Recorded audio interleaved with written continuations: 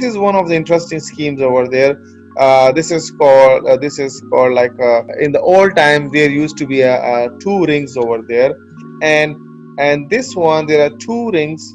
Okay, one is called outer ring. This one you have from A to Z over there, and in this ring also you have A to Z over there, right? You see over here to Z, and both are rotatable. Both rings are rotatable over there, right? So so if you see, for example, if you rotate this one, now A is N. See, in this case the encryption for A is what? Is N. So the Caesar, Caesar, the King Caesar,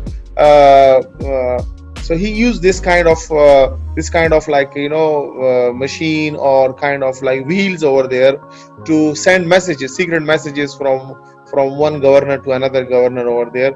So sometimes he rotates this like wheel over there. So for A the alphabet N is there, for B it is O, for C it's P, for D it is Q over there, right?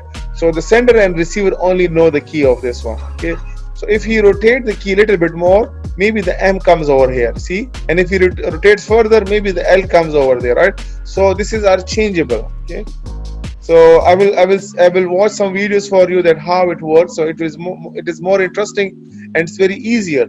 See, so the same thing you have put into a arithmetic view over there. So the total possibility is how much?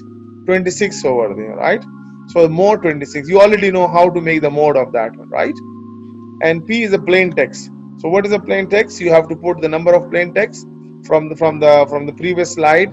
For example, A is 0, B is 1, C is 2. You have to put it and add with the key and then make a modulus of that, right? So if the number is higher, for more than 26, so the mode will help you. If the number is less than 26, you don't need a mode. It will be the direct answer over there.